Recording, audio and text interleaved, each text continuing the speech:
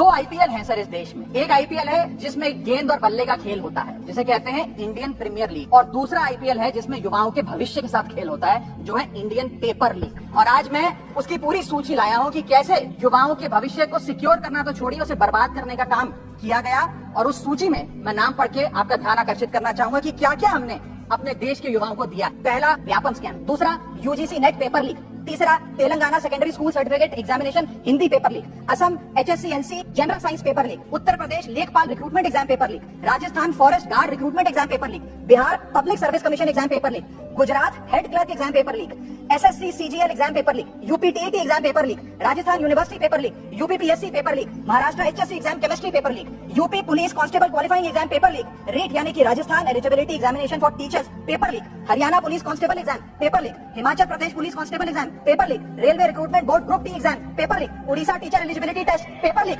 Assam police recruitment exam paper leak. Bihar board का 10वीं कक्षा का भी examination paper leak. Telangana SSC exam paper leak. Karnataka एसएससी-एलसी exam paper leak. Delhi university law entrance exam paper leak. Jamia Millia Islamia entrance exam paper leak. UP board exam mathematics और bio का paper leak. Rajasthan teacher recruitment exam paper leak. और इस साल का NEET का 2024 का paper leak. देश के युवाओं को एक अच्छी शिक्षा व्यवस्था नहीं दे पाए, नौकरियां नहीं दे पाए, बेरोजगारी चरम पर है। ऑर्गेनाइज सेक्टर की बेरोजगारी चरम पर है और अनऑर्गेनाइज सेक्टर की तो आंकड़ों की क्या बात करी जाए सर।